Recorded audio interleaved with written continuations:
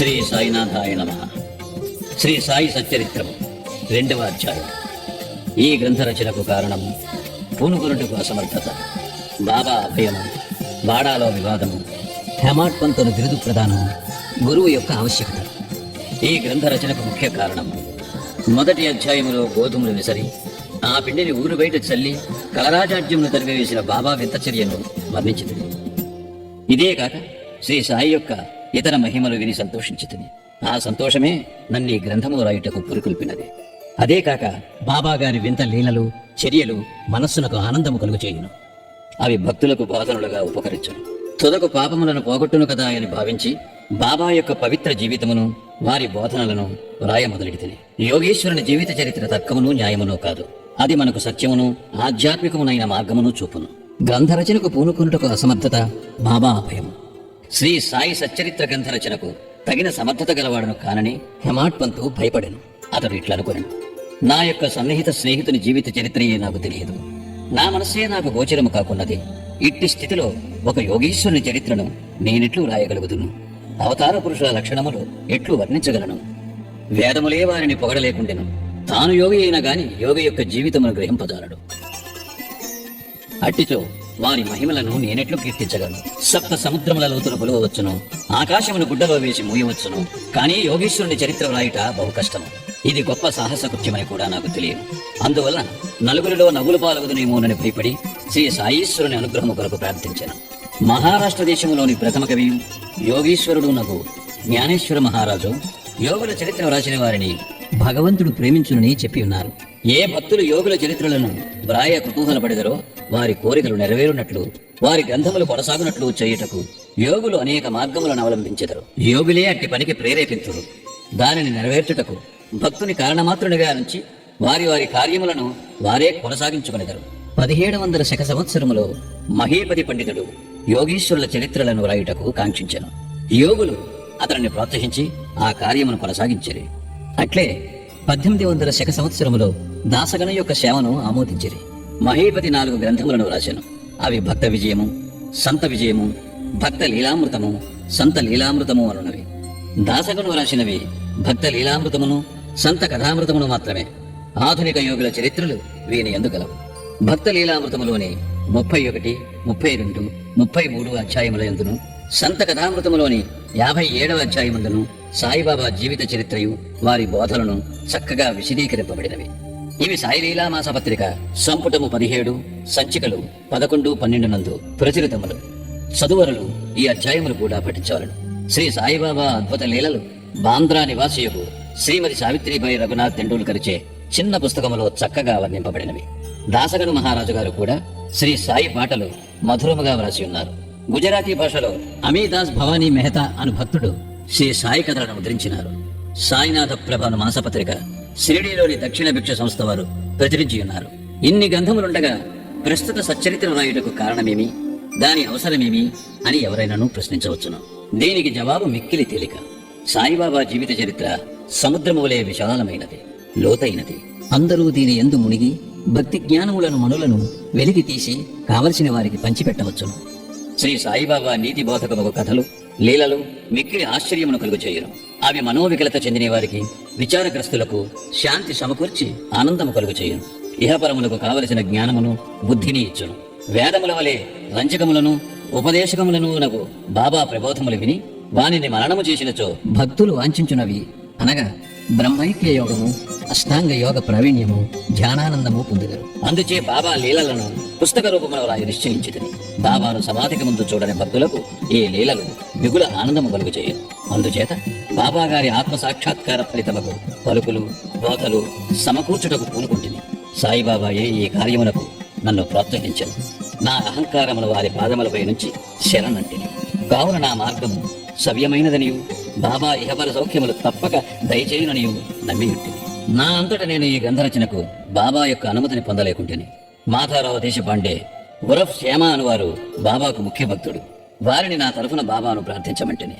నా తరఫున వారు బాబాతో ఇట్లనది, ఈ అన్నాసాహెబ్ మీ జీవిత చరిత్రను వ్రాయ కాంక్షించుచున్నాడు.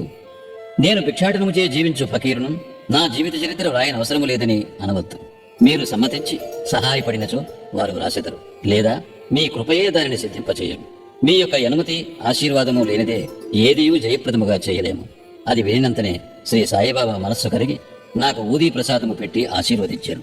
మరియు శ్యామతో ఇట్లు చెప్పదొడంగాను. కథలను, అనుభవములను ప్రోగు చేయమనము. అక్కడక్కడ కొన్ని ముఖ్య విషయములను టూకీగా వ్రాయమను. నేను సహాయము చేసేదను. వాడు నిమిత్తమత్తుడే.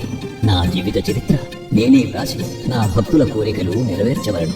వాడు తన అహంకారమును విడువవలను. దానిని నా పాదముల పైన పెట్టవలను. ఎవరైతే వారి జీవితములో ఇట్లు చేసేదరో వారికి నేను మిక్కిలి సహాయపడతాను. నా జీవిత చర్యల కొరకే కాదు, సాధ్యమైనంత వరకు వారి గృహకృత్యములను తోడ్పెడతాను. వాని అహంకారము పూర్తిగా పడిపోయిన పిమ్మట అది మచ్చునకు కూడా లేకుండానప్పుడు నేను వాని మనస్సులో ప్రవేశించి నా చరిత్రను నేనే వ్రాసికొందును. నా కథలు, బోధలు విన్న భక్తులకు భక్తి విశ్వాసమును కుదురును.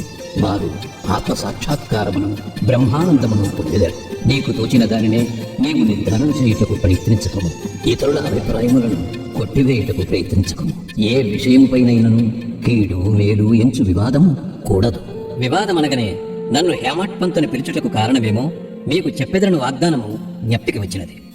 ఇప్పుడు దానినే మీకు చెప్పబోతున్నాను. కాకాసాహెబ్ దీక్షిత్, నానాసాహెబ్ చందోర్కర్లతో నేనెక్కువ స్నేహితుతోనుంటిని.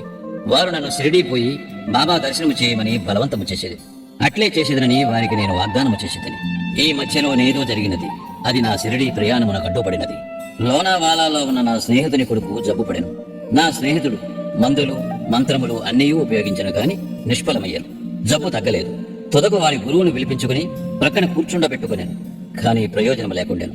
ఈ సంగతి విని నా స్నేహితుని కుమారుని రక్షించలేనట్టు గురువు యొక్క ప్రయోజనమేమి?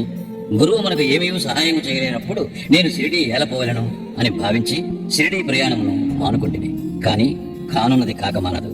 అది క్రింది విధముగా జరిగాను. నానాసాహెబ్ చందోర్కర్ ప్రాంతీయ రెవెన్యూ అధికారి. ఉద్యోగరీత్యా ఒకనాడు ఆయన వసయికి పర్యటనకై పోవచ్చుండెను. ఠానా నుండి దాదరకు వచ్చి అచ్చట వసయి పో బండి కొరకు కనిపెట్టుకుని ఉండెను. ఈలోగా బాంద్రా లోకల్ బండి వచ్చాను. దానిలో కూర్చుని బాంద్రా వచ్చి నన్ను పిలిపించి షిరిడీ ప్రయాణమును వాయిదా వేసినందులకు నాపై కోపించాను. నానా చెప్పినది సంతోషదాయకముగాను సమ్మతముగాను ఉండెను. అందుచే ఆ రాత్రియే షిరిడీకి పోవ నిశ్చయించితిని. సామానులు కట్టుకుని షిరిడీ బయలుదేరితిని. బాంద్రా నుండి దాదర వెళ్లి అచ్చట మన్మాడు వెళ్ళు రైలు ఎక్కవలనని అనుకుంటుని. అటులనే దాదరకు టిక్కట్టుకుని రైలు రాగానే ఎక్కి కూర్చుంటుని. బండి ఇక బయలుదేరుననగా మహమ్మదీయుడొకడు నేను కూర్చుని పెట్టిలోకి హడావిడిగా వచ్చి నా సరంజామానంతయు చూచి ఎక్కడికి పోవచుంటివని నన్ను ప్రశ్నించాను. నా ఆలోచన వారికి చెప్పితిని. వెంటనే అతడు దాదర్ స్టేషన్లో దిగవద్దని, ఎందుకనగా మన్మాడు మైలు దాదర్లో ఆగదని, అదే రైలులో ఇంకనూ ముందుకు పోయి బోరీబందర్ స్టేషన్లో దిగమని నాకు సలహా చెప్పాను. ఈ చిన్న లీలయే జరగకుండానిచో నేను అనుకున్న ప్రకారము ఆ మరుసటి ఉదయం షిరిడీ చేరలేకపోయేవాడను. అనేక సందేహములు కూడా కలిగి ఉండేవి. కాని నా అదృష్టవశాత్తు అది అట్లు జరగలేదు. మరుసటి దినము సుమారు 9-10 గంటలలోగా నేను షిరిడీ చేరితిని. షిరిడీలో నా కొరకు కాకాసాహెబ్ దీక్షిత్ కనిపెట్టుకుని ఉండేను. ఇది 1910 ప్రాంతంలో జరిగినది. అప్పటికి సాఠేవాడ ఒక్కటే షిరిడీ వచ్చు భక్తుల కొరకు నిర్మించబడి ఉండేను. టాంగా దిగిన వెంటనే బాబాను దర్శించవలనని నాకు ఆత్రము కలిగాను. అంతలో అప్పుడే మసీదు నుండి వచ్చుచున్న తాప్చా సాహెబ్ నోల్కర్ బాబా వాడా చివర ఉన్నారని, మొట్టమొదట ధూళి దర్శనము చేసుకునమని నాకు సలహా ఇచ్చాను. స్నానానంతరము ఓపికగా మరల చూడవచ్చును అని. ఇది వినిన తోడనే నేను పోయి బాబా పాదములకు సాష్టాంగ నమస్కారము చేసితిని. నాలో ఆనందము పొంగి పొరలినది. నానాసాహెబ్ చందోర్కర్ చెప్పిన దానికన్నాను ఎన్నో రెట్లు అనుభవమైనది. నా సర్వేంద్రియములు తృప్తి చెంది ఆకలి దప్పికలు మరచితిని. మనస్సుకు సంతృష్టి కలిగాను. బాబా పాదములు పట్టిన వెంటనే నా జీవితంలో గొప్ప మార్పు కలిగాను. నాకు షిరిడీ పోవలసినదని ప్రోత్సహించిన వారందరికీ నేనెంతో రుణపడినట్లుగా భావించితిని. వారిని నా నిజమైన స్నేహితులుగా భావించితిని. వారి రుణమును నేను తీర్చుకొనలేను. వారిని జ్ఞప్తికి తెచ్చుకుని వారికి నా మనసులో సాష్టాంగ ప్రణామం చేసితిని. నాకు తెలిసినంత వరకు సాయిబాబా దర్శనము వల్ల కలుగు చిత్రమేమనా, మనలో ఉన్న ఆలోచనలు మారిపోవును, వెనకటి కర్మల బలము తగ్గును, క్రమముగా ప్రపంచమందు విరక్తి కలుగును. నా పూర్వజన్మ సుకృతముచే నాకు ఈ దర్శనము లభించినదనుకుంటుంది. సాయిబాబాను చూచినంత మాత్రమునని ఈ ప్రపంచమంతయు సాయిబాబా రూపము వహించింది. తీవ్ర వాగ్వివాదము. నేను షిరిడీ చేరిన మొదటి దినముననే నాకును బాలాసాహెబ్ బాటేకును గురువు యొక్క ఆవశ్యకతను కూర్చి గొప్ప వాగ్వివాదము జరిగాను. మన స్వేచ్ఛను విడిచి ఇంకొకరికి ఎందుకు లొంగి ఉండవలనని నేను వాదించితిని. మన కర్మలను మనమే చేయుటకు గురువు యొక్క ఆవశ్యకత ఏమి? తనంతట తానే కృషి చేసి మిక్కిలి యత్నముతో ఈ జన్మ దుఃఖము నుండి తప్పించుకొనవలను. ఏమీ చేయక స్వాములుగా కూర్చుని వానికి గురువేమి చేయగలడు అని నేను స్వేచ్ఛపక్షమును ఆశ్రయించితిని. భాటే ఇంకొక వాదమును పట్టుకుని ప్రారంధము తరపున వాదించుచు కానున్నది కాకమానదు. మహనీయులు కూడా ఈ విషయములో ఓడిపోయేరి. మనుజుడొకటి తలంచిన భగవంతుడు వేరొకటి తలంచును. నీ తెలివితేటలను అటుండనిమ్ము. గర్వము గాని అహంకారము గాని మీకు తోడ్పడవు అనెను. ఈ వాదన 1 గంట వరకు జరిగింది. కాని ఇది మిథ్యమని ఏమీ తేలలేదు. అలసిపోటుచే ఘర్షణ మానుకొట్టిమి. ఈ ఘర్షణ వల్ల నా మనశ్శాంతి తప్పినది. దేహాత్మ బుద్ధి అహంకారము లేకున్నచో వివాదమునకు తావులేదని గ్రహించి తిని వేయేలా వివాదమునకు మూల కారణము అహంకారము. ఇతరులతో కూడా మేము మసీదుకు పోగా బాబా కాకాను పిలిచి ఇట్లడిగాను. వాడాలో ఏమి జరిగినది? ఏమిటా వివాదము? అది దేనిని గురించి? ఈ హేమాడ్ పంతు ఏమనుచున్నాడు? ఈ మాటలు విని నేను ఆశ్చర్యపడి తిని సాటేవాడ మసీదునకు చాలా దూరముగానున్నది. మా వివాదం గురించి బాబాకెట్లు తెలుసును? అతడు సర్వజ్ఞుడై ఉండవలను, లేనిచో మా వాదనను ఎట్లు గ్రహించును? బాబా మన అంతరాత్మపైన అధికారి అయి ఉండవచ్చును. హేమాడ్ పంతుని బిరుదునకు మూల కారణం సాయిబాబా నన్నెందులకు హేమాడ్ పంతుని పిలిచినని ఆలోచింపసాగితిని. ఇది హేమాద్రి పంతుల నామమునకు రూపాంతరం. దేవగిరికి చెందిన యాదవ వంశరాజులకు హేమాద్రి పంతు ప్రధానామాత్యుడు. అతడు గొప్ప పండితుడు, మంచి స్వభావము గలవాడు. చతుర్వర్గ చింతామణి, రాజ ప్రశస్తియను గొప్ప గ్రంథములను రచించినవాడు. మోడీ భాషను, ఒక నూతన గణిత విధానమును కనిపెట్టినవాడు. ఇక నేనా వానికి వ్యతిరేక బుద్ధి కలవాడను, మేధాశక్తి అంతగా లేనివాడను. మరి సాయిబాబా నాకెందుకు ఈ బిరుదును సంగరో తెలియకుండెను. ఆలోచన చేయగా ఇది నా అహంకారమును చంపుటకు ఒక అమ్మనియు, నేనెప్పుడునూ అనుకోనమ్రతను కలిగి ఉండవలనని బాబా కోరిక అయి ఉండవచ్చుననియు గ్రహించితిని. అంతకుముందు వాడాలో జరిగిన చర్చలో నేను చూపిన తెలివితేటలను బాబా ఈ రీతిగా అభినందించి ఉండవచ్చునని అనుకుంటేనే. భవిష్యత్ చరిత్రను బట్టి చూడగా బాబా పలుకులకు దాబోల్కర్ను హేమాడ్ పంతు అనట గొప్ప ప్రాముఖ్యం కలదనియు, భవిష్యత్తు తెలిసి బాబా ఇట్లనేననియు భావించవచ్చును. ఏలయనగా హేమాడ్ పంతు శ్రీ సాయిబాబా సంస్థానమును చక్కని చాకచక్యముతో నడిపెను. సంస్థానం యొక్క లెక్కలను బాగుగా ఉంచెను. అదే కాక భక్తి, జ్ఞానము, నిర్వ్యామోహము, ఆత్మ శరణాగతి, ఆత్మ సాక్షాత్కారము మొదలగు విషయములతో శ్రీ సాయి సచ్చరిత్రయను గొప్ప గ్రంథమును రచించాను. గురువు యొక్క ఆవశ్యకత ఈ విషయమే బాబా ఏమనో హేమాడ్ పంతు రాసి ఉండలేదు. కాని కాకాసాహెబ్ దీక్షిత్ ఈ విషయమును గురించి తాను రాసుకుని దానిని ప్రచురించాను. హేమాడ్ పంతు బాబాను కలిసిన 2వ దినము కాకాసాహెబ్ దీక్షిత్ బాబా వద్దకు వచ్చి షిరిడి నుండి వెళ్ళవచ్చునా అని అడిగాను. బాబా అట్లే అని జవాబిచ్చాను. ఎక్కడకు అని ఎవరో అడుగగా చాలా పైకి అని బాబా చెప్పాను. మార్గమేది అని దీక్షిత్ అడిగాను. అక్కడకు పోవుటకు అనేక మార్గములు కలవు. షిరిడి నుంచి కూడా ఒక మార్గము కలదు. మార్గము ప్రయాసకరమైనది. మార్గమధ్యమున ఉన్న అడవిలు, పులులు, తోడేళ్లు కలవు అని బాబా బదిలిడాను. మార్గదర్శకుని వెంట తీసుకుని పోయినచో అనే కాకాసాహెబ్ అడుగగా అట్లయినచో కష్టమే లేదని బాబా జవాబిచ్చాను. మార్గదర్శకుడు తిన్నగా గమ్యస్థానము చేర్చును. మార్గమధ్యమున ఉన్న తోడేళ్లు, పులులు, గోతుల నుండి తప్పించును. మార్గదర్శకుడే లేనిచో అడవి మృగములచే చంపబడవచ్చును, లేదా దారి తప్పి గుంటలలో పడిపోవచ్చును అనెను. మసీదులో అప్పుడు అచ్చటనే ఉన్న దాబోల్కర్ తన ప్రశ్నకు అదే తగిన సమాధానమని గుర్తించాను. వేదాంత విషయములలో మానవుడు స్వేచ్ఛాపరుడా కాడా అను వివాదము వలన ప్రయోజనము లేదని గ్రహించాను.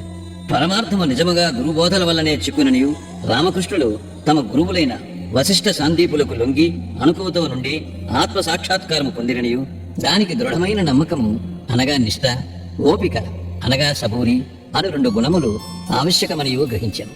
2వ అధ్యాయము సంపూర్ణము. సద్గురు శ్రీ సాయినాథార్పణమస్తు. శుభం భవతు.